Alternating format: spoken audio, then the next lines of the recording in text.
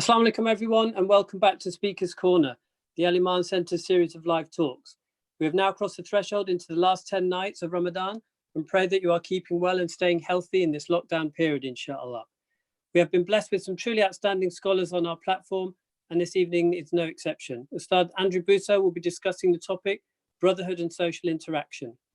Before we introduce our guests, I'd like to encourage you all to post any questions on the Q&A function, which are located on the lower center of your screen. These will be answered after the talk, along with any questions from our live YouTube stream, where a recording will be available in due course. Andrew Booso graduated in law from the London School of Economics. He's the director of the Safina Fellowship and on the advisory board of the Al-Salam Institute.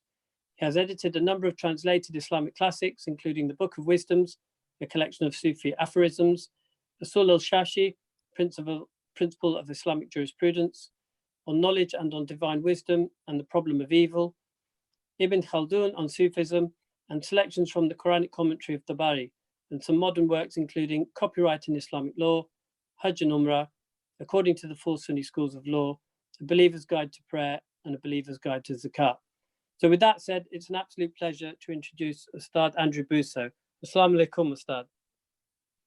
Wa alaikum assalam wa rahmatullahi wa barakatuh. Nice to share this time with you and your community. So jazakumullah khairan for having me and inviting me on.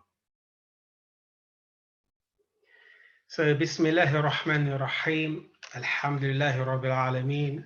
Wa sallallahu ala sayyidina Muhammad wa ala alihi wa ashabihi ajma'een. May I send the peace and blessings out to all of you, and I hope that all of you are keeping well in this very trying time in lockdown. It's a very special time to greet you all in the last 10 days of Ramadan, so I hope that you all remember me and each other in your prayers as we count down these final days. When my dear brother Mutir Rahman from your community asked me to spend some time with you, the first thing that came to my mind was the topic of brotherhood, because Mutir is a brother who knew me as an 18-year-old when I knew nothing really of faith, and he and another friend, may Allah bless them both, patiently and wisely guided me to faith. So the topic of brotherhood was the only natural one that came to mind when he invited me to spend some time with you all. And what I'll do today, whilst discussing brotherhood and social interaction, is I'll base the material primarily on an Islamic classic by Abu Hamid al-Ghazali and his Ihya Ulumuddin, the revival of the religious sciences. Abu Hamid al-Ghazali is one of the greatest scholars of Islamic history, and his Ihya, his revival, is one of the greatest classics. And if anyone wants to read anything more about Ghazali and his life in general, I'd recommend a book by Sayyid Abul Hassan Ali Nadwi, which has been translated into English as Saviors of the Islamic Spirit, Volume 1. Now, Muhta Holland, an English convert to Islam, translated parts of this text in the 1970s. And when he produced them, he said that they were both, the experience was both helpful as well as painful. And so it was helpful in that it elucidated his own friendships, but painful in that it pointed out his own shortcomings. So in many ways, I expect this to be a similar experience for us as we look at these very high ideals, but at the same time see our own shortcomings. And in that we ask Allah for afiyah and success. And so, first of all, if we can begin with the divine address, where Allah in the Quran exhorts us to work together when he says, وَاعْتَصِمُوا بِحَبْلِ اللَّهِ جَمِيعًا وَلَا تَفَرَّقُوا. So hold fast to the rope, literally, but the bond of Allah, all of you together, jami'an, and do not divide amongst yourselves. And then likewise then, Imam Ghazali brings forward another ayah from Surah Ash-Shura, ayah 26, which says, وَيَسْتَجِيبُ الَّذِينَ آمَنُوا وَعَمِلُوا الصَّالِحَاتِ وَيَزِيدُهُم مِّن فَضْلِهِ. That he, Allah, has answered those who believe and do righteous deeds, and he will increase them from his bounty, from his fadl. And so Ghazali says, Qala, okay, he said, يشفعهم في إخوانهم ويدخلهم الجنة معهم. That he said that he will intercede for them regarding their brothers, and he will enter them into paradise with him. ويقال, and it is said, إذا غفر الله لعبد شفع في إخوانه. That when Allah forgives a slave, he intercedes for his brothers. ولذلك, and then Ghazali goes on, ولذلك حث جماعة من السلف على الصحبة والألفة والمخالطة. And therefore, a large group of the early righteous Muslims urged companionship, friendship, and social interaction. وكرهوا العزلة والانفراد. And they disliked seclusion and solitude. So Ghazali talks about these, about the manners of friendship and ukhuwa as a consequence of looking at these divine orders. So he says in the book on Adab al-Ulfa wal-Ukhuwa, اعلم أن الألفة ثمرة حسن الخلق. So know that friendship is the result of good manners, حسن الخلق. And for Ghazali, good manners is the manifestation of a good heart. So you have the khalq and you have khuluq. So khalq is your creation. So someone can have a good external, outer, but their manners is something which emanates from how the state of their heart is. And with regards to correcting one's heart, in another part of the Ihya, Ghazali mentions 4 aspects which are of some relevance to us here. And those are, 1, that someone finds a learned person who is given authority over oneself, and they advise you on what's wrong with your character, and you correct yourself accordingly.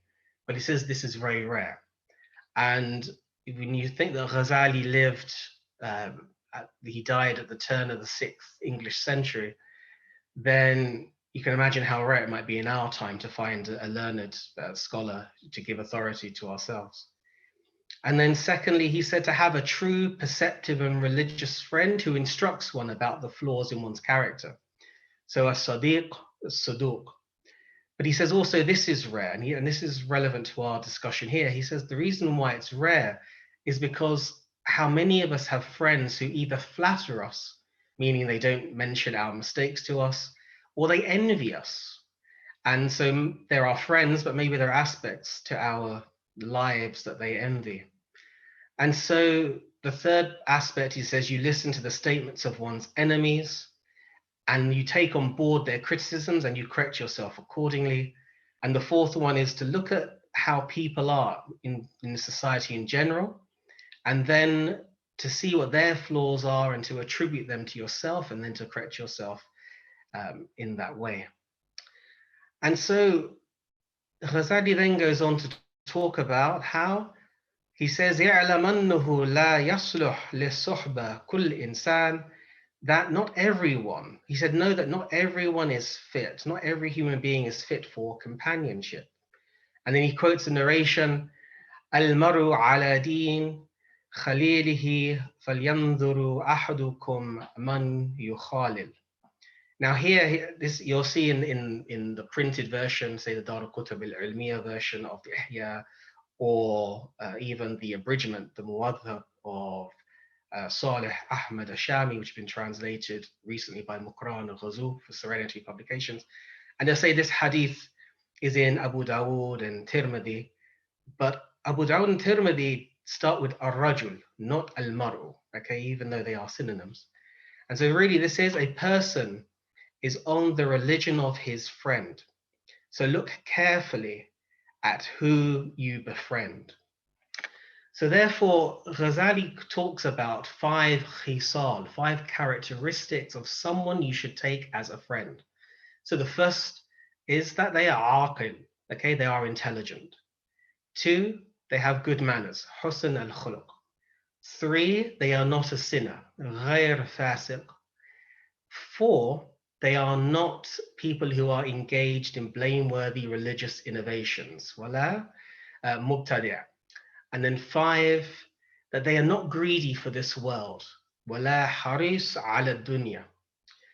Now, just a quick sort of warning on the 4th criteria that he puts forward, that they're not innovators in religious matters, okay, mubtadi'a, is that we have to also understand that scholars themselves differ on what will be a religious innovation, okay, a blameworthy religious innovation. And so some things are not universally condemned, and they are matters of difference of opinion. So you need to have humility about your own positions. So you can believe that something is an innovation according to your own scholars, but if you see the generality of scholars differing on that, then you should have humility and accept that that people are entitled to follow their own scholars on these matters. And regarding friendship in general, there's a famous Yemeni scholar who died exactly 300 years ago called Abdullah al-Haddad, in a book called An-Nasaih ad-Diniyya, Religious Counsels.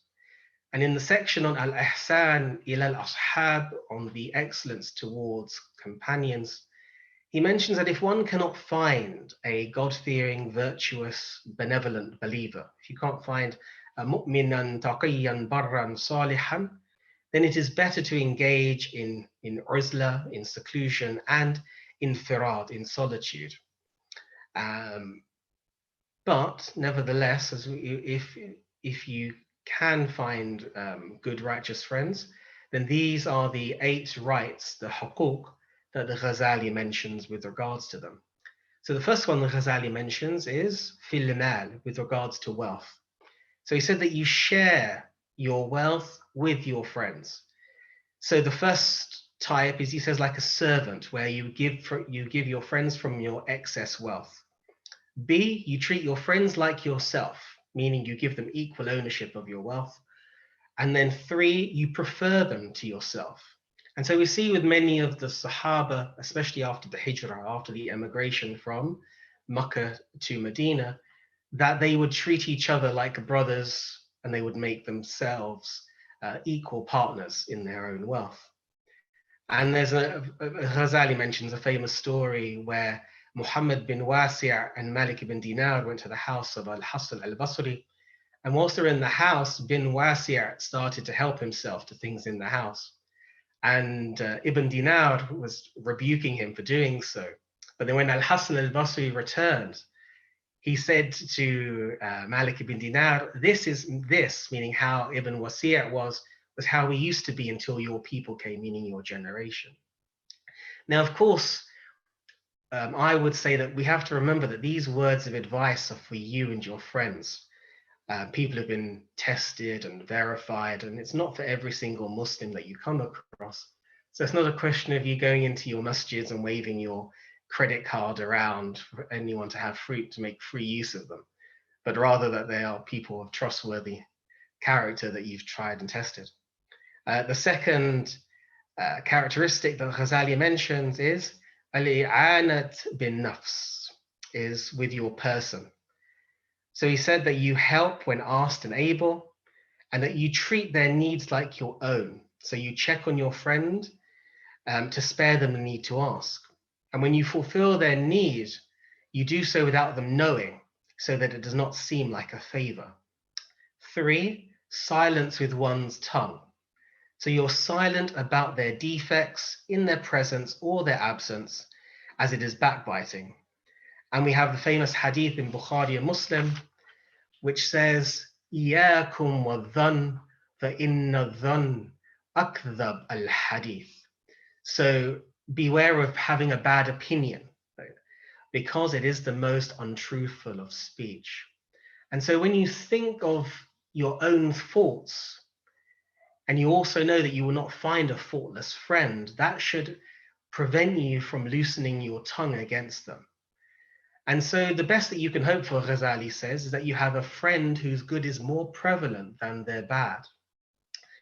Now, I would add here that we have to also understand that this type of level of friendship has to be balanced against wider Islamic duties. And so there's one in which there's the famous hadith of Nasa'i, where the Messenger of Allah sallallahu alaihi wasallam said, "Innama dinun nasiha," that the religion is only sincerity and nasiha.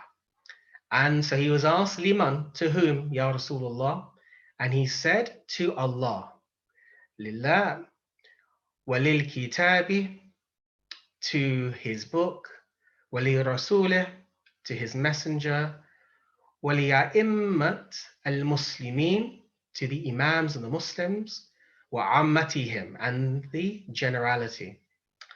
And so therefore, if you're asked about your friend in a position of trust, people come to you in a position of trust, whether it's for marriage or for a job or something like that, then you have a duty in that situation to tell them honestly about your friend's character. So if it's for marriage and they have an anger problem, that's probably something you have to tell a person asking your opinion, because you have to be sincere. You have to give true nasiha of advice to people. Likewise, if it's a job reference, you have to give people a true, honest reference, and you can't hide details. In addition, Ghazali mentions that you keep your heart free of bad opinion, which is backbiting of the heart. You don't quarrel with them or spy, nor do you reveal their secrets when they tell you.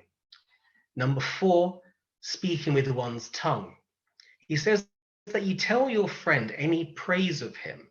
This will make him happy with you and the one who praises him. Because to hide praise from your friend indicates resentful envy, okay, a hasad.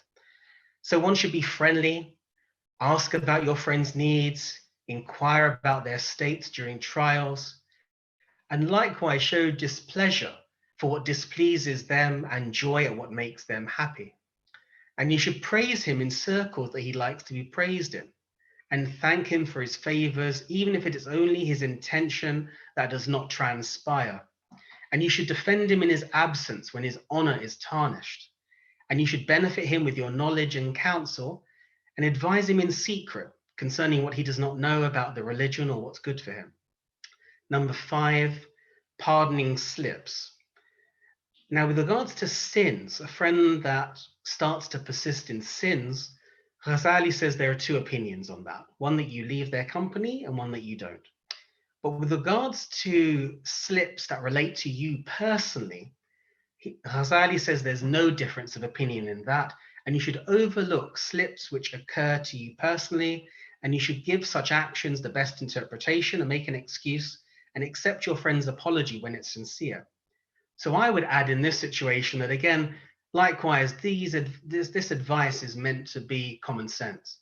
So if you think that there are signs that an old friend is no longer actually in a state of friendship with you, then you should be aware of that, and you shouldn't allow yourself to remain in a situation of abuse where you're taken advantage of unduly.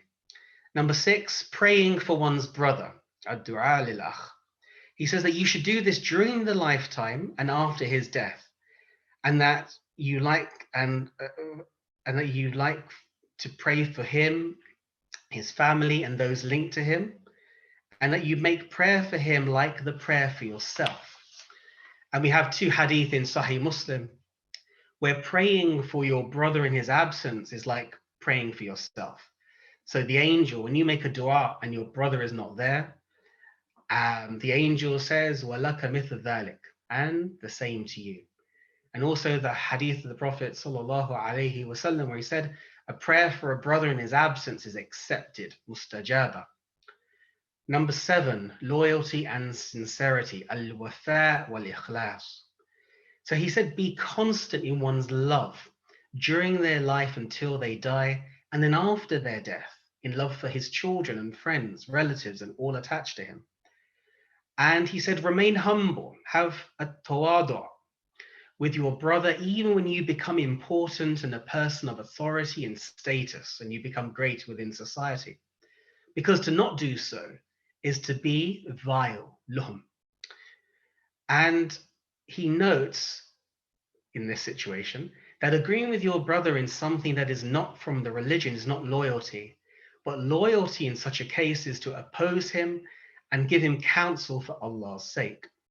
And finally, a sign of sincerity and loyalty is being afraid of separation, al-mufaraqah, and not to listen to what others report to you about your friend and not to befriend his enemies. Number 8, leaving formality and being overburdensome. So tark at-takalluf wa taklif. Ghazali says, do not overburden him, but keep your needs to yourself. So if you can take care of your own needs, take care of them and don't overburden your friend.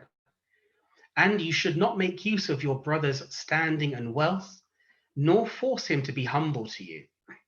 Expect nothing from him but his love when seeking the blessing of his supplication, finding intimacy in his encounter, and help in practicing your religion and growing close to Allah by fulfilling his rights and meeting his needs. And leaving formality means that you are easy with him about things that you're easy with yourself. And in essence, you do not put on airs and formalities. So you're laid back with your friends. And the essence of this, he says, is leaving formality only occurs when one sees oneself as less worthy than one's brother. So you have a good opinion of them whilst having a bad opinion of yourself, a low opinion of yourself. And as we said, that relates to knowing about your own mistakes and failings and thinking the best of your brother. So in conclusion, Ghazali has some fine words about having a fine balance in one's character. But he also has some additional points, including how you shouldn't pick your nose in public with your friends. So if you need a sheikh to tell you that you shouldn't be picking your nose in public, then here you have it in the Ihya.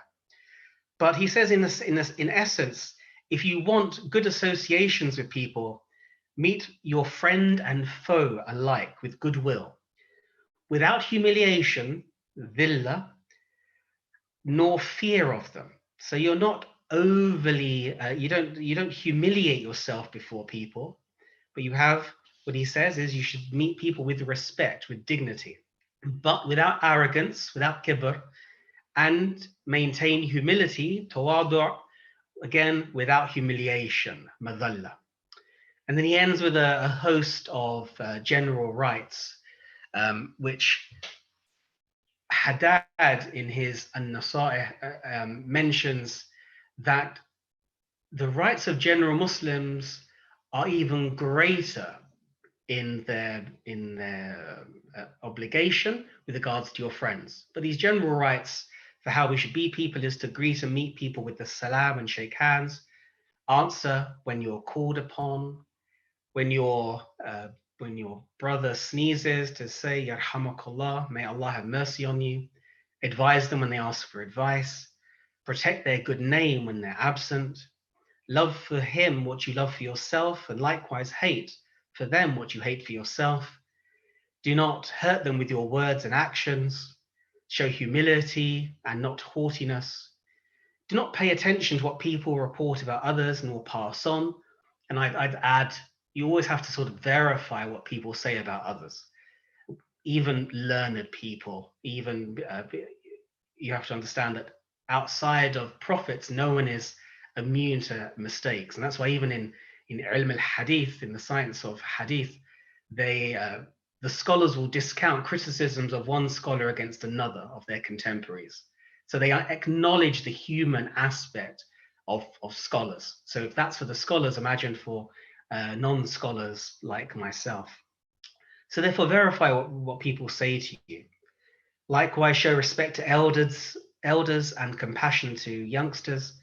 Be gentle and cheerful with everyone. Do not promise and then fail to deliver on your promises. Be fair and act to them as you would like them to act to you. Reconcile Muslims. When you have the opportunity to reconcile people, reconcile them. conceal people's defects when there's no reason to publicize their defects, avoid creating suspicion that creates a bad opinion. Now, what Ghazali means here, and he gives the famous example of when the Prophet ﷺ was seen with his wife, Safiya, and a companion sees him with her. And the Prophet ﷺ then informs the companion that this is my wife, Safiya. And the companion is astonished. He says, how could I think of anything else? But the point is that you shouldn't do things which could potentially earn you a bad reputation. So you act in a way which maintains correct decorum, and not in a way that will get you blame. He says, mix with the needy and be kind to orphans, visit the sick, follow funeral processions if you can. Obviously, in our situations, it's difficult. And then likewise, visit the graves of the dead. And he says that this is with the intention that you are to pray for them, to visit them, but to pray for them. And with that, I hope that covers Imam Ghazali's chapter adequately for you. Thank you very much. Jazakallah khair, Andrew, for that talk on looking at friendship through the lens of Ghazali, really. We've already got some questions coming through. So we'll start with the first one that says, what is your advice for friendships that have gone distant? So either through disagreement or just family life, how is the strength of the friendship or brother or sisterhood put back in? We used to be inseparable, yet now we have barely spoken in years. Yeah, I hope no one understands me presenting this as some sort of counselor expert, but what I can try and offer, and if anyone wants to chime in, if Amr or Ahmed want to contribute, or anyone else, and I'm sure if Motia is online, he'd know better than me as well. But what I would say is that you have to be realistic. People do grow apart, and if there isn't enmity there, if you can ensure that, maybe, because sometimes, I mean, you have to be realistic. Sometimes people are only close when you have similar activities or similar interests, or even sometimes in Islamic context, if you're part of the same types of activities of a religious nature. And so if it's not just, if there's a reason why you're no longer compatible, then sometimes it's better just to amicably allow your friendship to become distant, simply because it's difficult to be around for whatever reason. However, if you have been really close and it's just a question of laziness on your part, then of course, by all means, you should maintain those sorts of links, even if they're intermittent and they're not constant. You should try and make an effort that you'll contact them every so often and maintain that link. I'm not sure if that addresses the question. No, I mean, that does go some way towards it. And there are perhaps one or two more questions coming through that sort of, we may have to go back to that. But the next question says, is Ghazali's advice solely in relation to Muslim friends, or does he have anything to say about relations with people of other faiths, Christians, Jews, and others?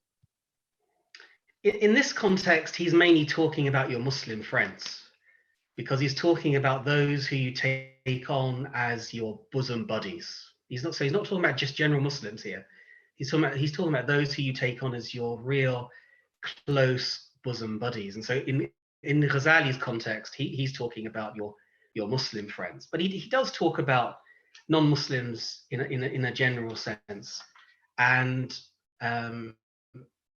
really, you could say that he talks about the rights of neighbors and how people should be towards neighbors. But even to your non-Muslim friends, I mean, you have to remember, Ghazali's writing a book in a Muslim context for Muslims. So it's difficult for us to see his book in our context completely. So if he was writing as we would do as a Muslim minority with non-Muslim friends, there would be ways that we would give advice. And so I would say, simply because Ghazali doesn't speak about it in this sense, that the rights that you generally give, you should give to your non-Muslim friends. So Ghazali is talking about how you don't don't spread gossip about them. You treat them well, how you'd want to be treated. You advise them. You try and help them out. Especially in this time where we are. We have non-Muslim friends, neighbors, etc., and people are pulling together. So although, in fairness, Ghazali doesn't speak about it, but in fairness to him, I think that's because he's not talking about that sort of context.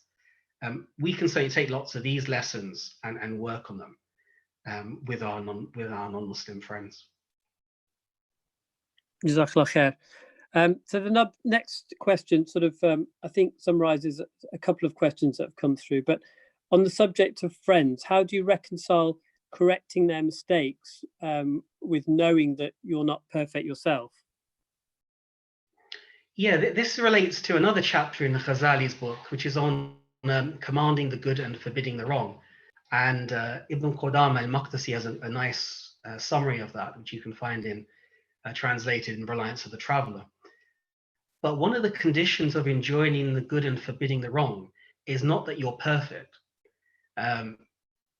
Because if that was the case, then no one would ever enjoin the good and forbid the wrong except prophets. But at the same time, whilst doing it, one thing you have to be very careful of doing when advising someone is not to be arrogant about it. And that can sometimes happen with people, that their way of giving nasiha, of advice, is that they can take on a haughty demeanor, one that reeks of arrogance and looking down upon people. And so even when advising someone to maintain a sense of humility, but without humiliation, if we go back to what Ghazali spoke about earlier, is that, and the reason why you're humble is because you know your own mistakes, but at the same time, you know that there's a different duty now, which requires you to enjoin the good or forbid the wrong, but you maintain humility because you know your own mistakes, but you don't leave off the duty, because if you did that, then everyone would leave off the duty. And it's actually one of the ways of the shaitan to stop people enjoining the good and forbidding the wrong, the scholars say, by telling people, oh, look, you do X, Y, and Z, so how can you tell so-and-so not to do A, B, and C? So don't get caught out in that situation. But at the same time, don't allow yourself to also get caught out, on the other hand, by being arrogant about it and thinking, oh, I'm now better than that person because I don't do that sin. Because it might be that you don't do that sin, but there are other sins which you do engage in. Jazakallah khair. So another question here with regarding friendship within a group. If your heart doesn't feel closeness to one person, how do you manage this relationship as part of a wider group of friends? I think it's natural, isn't it? I mean, this is not something I can say scholars have spoken on, but it's natural that your heart will incline the way it does, and that's something you can't really work against that as such. So if you have a group of people, but you find yourself inclining more towards someone or some people more than others, then I think that's just a natural way of you developing stronger friends. But at the same time, though, what you don't want that to do is that if it's an original type of group, you don't want it to become a case of splitting the group up or becoming cliques within a group. You want to, I mean, this is the essence, what we start off with the ayah at the beginning about hold on, all of you, jami'an, to the rope of Allah and don't divide, is that what you don't want these things to do is them to be ways of causing discord against groups. So if the group is harmonious, but you find yourself inclining more to one or two people, there are ways that you can cultivate those relationships more, but without that then becoming something which leads to discord within the original main group. Allah knows best. Jazakallah khair. I mean, I was thinking myself, Andrew, just in terms of social media these days, friending and unfriending without actually knowing people. I wonder what Ghazali would have thought about that. Yeah, I wonder. I mean, I guess in many ways, it's probably the metaphorical friending, unfriending, maybe in some ways. But yeah, no, it'll be interesting. I'd love to see a modern scholar do the fiqh of Facebook or something. That'd be interesting. That's a good one. So I think we're almost through the questions, Andrew. I had sort of a question that I wanted to cheekily ask to wrap up, really, and that was, you're clearly a well-read fellow. So in desert island disc style, if you were isolated on a desert island and you were allowed 3 books, what would they be? Wow, you dropped that on me without warning me. Okay, I think this answer is only fairly answered if we exclude, say, we can't mention, we take for granted the Quran will be there, and then not to sort of mention a collection of hadith in that sense. But for me, I'd say, Agree. Yeah. So number 1, for me, I would say Ghazali's Ihya Ulumuddin. 2, Ibn Ata'illah's Hikam, his aphorisms, which I worked on. And number 3, off the top of my head, maybe Tabari's Tafsir of the Quran. But that's really off the top of my head. I might even change number 3, but that's what comes to mind. Those 3 books. All 3 of them are very comprehensive about the Islamic character, would help someone on a desert island reflect on the divine, reflect deeper on the meanings of the Quran and what it means to be a creation of Allah, and to reflect on his grandeur and his majesty. I hope those 3 books would provide enough nourishment in that sense, inshallah. Jazakallah khair, Andrew. Sorry for putting you on the spot there. That was a bit cheeky, but I wanted to sort of just relay the context of isolation and the desert island with what we're going through at the moment. And truly those 3 texts are magnificent texts to have with you, assuming that you have the Quran as already there. So mashallah, well done. I think we're sort of coming to a close now, Andrew. So Jazakallah khair for your very interesting talk. And touching upon Ghazali's concepts as well. Could I ask you to close the meeting with a short dua? Sure, inshallah. First, just to end, Jazakumullah khairan for being able to spend this time with you all. It's truly wonderful to spend time with such an ambitious community as yourselves, fellow South Londoners like myself. I'm from Bexley Heath. I take it people in Keston think they're Londoners, right? Don't try to say they're from Kent. Still Greater London, right? It is. Yeah, Greater London. I mean, Bexley Heath is a Kent address, but we don't consider ourselves from Kent. But no, I pray that your community goes from strength to strength. You have so many great people involved yourselves, who are on Ahmed and Amr, and then Omar and Mutia, and so many people who are really pushing this place forward. The masjid's lovely. So it's a real honor to spend some time with you. So I hope, please remember me in your prayers. But then to conclude, Bismillahir Rahmanir Rahim, Alhamdulillahi Rabbil Alameen, wa sallallahu ala Sayyidina Muhammad. Allahumma atina fi dunya hasana wa fi al-akhirati hasana wa qina adhab an-nar. Oh Allah, please bless and forgive us and guide us and strengthen us and give us the best in this world and the next. Bring us together, bring our hearts together. Save us from ill health and poverty. Relieve us of our trials and our hardships. And make us of those whom you love in this world and the next. And protect us from the torment of the grave and the torment of your fire. And make us of those who join the company of the righteous, the messengers, the shuhada, and the salihin in the next world, and who have the most beautiful experience in the next world by seeing you, Ya Rahman, Ya Rahim. وصلى الله على سيدنا محمد والحمد لله رب العالمين آمين آمين آمين. Jazakallah khair, Andrew. Well, That concludes the talk for this afternoon. Once again, Jazakallah khair for all participants for attending. Jazakallah khair to us, Ustadh Andrew, for his lovely talk. Inshallah, we'd love to see you at the Al-Emaan Center post-lockdown, inshallah. So please do keep in touch. Otherwise, from Andrew and myself, Assalamu alaikum wa rahmatullahi wa barakatuh. wa alaikum assalam wa rahmatullahi wa barakatuh.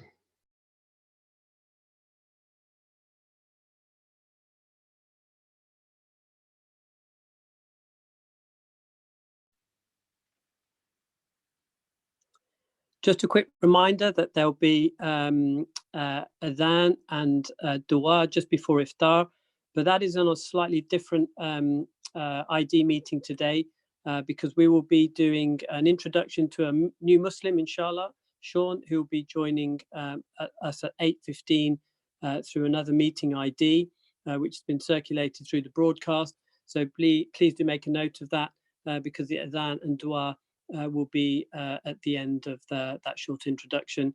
Not forgetting the 10 p.m. Resumption of Sheikh Mudaffar Nouri's recitation.